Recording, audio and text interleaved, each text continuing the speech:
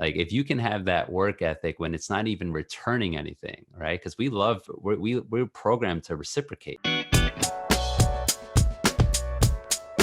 You have this life to live, right? And minimizing regret, which I know is something even like a lot of top CEOs do, right? They base their life off of regret minimization, and really like that's what drives them to kind of move up these, build these companies and go far. And I've never been too business minded and whatnot. It's not like I read books from a lot of the CEOs, but I know it's a mentality they have, and I think it applies to anything, right? To just like being present and like also living in the now and seizing the moment,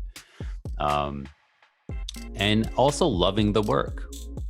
So I think sometimes people view work as negative connotation, as something exhausting, like energy draining and whatnot. And to me, it's the journey. It really hit me, to bring it back to Kobe, but like I remember he gave a speech in his last game, I believe it was, and he said that it's the journey. He's like, now that I'm here and 20 years and the league is gone, it's like he's been doing this for over half his life, and everyone's always thinking about the finish line, that image of like, I finally get there, finally get that job, finally win that trophy, win that award, or get that record contract. That's gonna be, the last shot before the credits roll and you're on cloud 9. But he said, looking back, it's like the beautiful part was the journey. It's those lonely hours and all that, because it makes it that much sweeter. And for other men listening, I think it can be empowering sometimes if you put yourself on a regimen. I think that, once we graduate from schools, our next regiments really become work. There's jobs, right? But with the jobs, there's incentive because we're getting pay.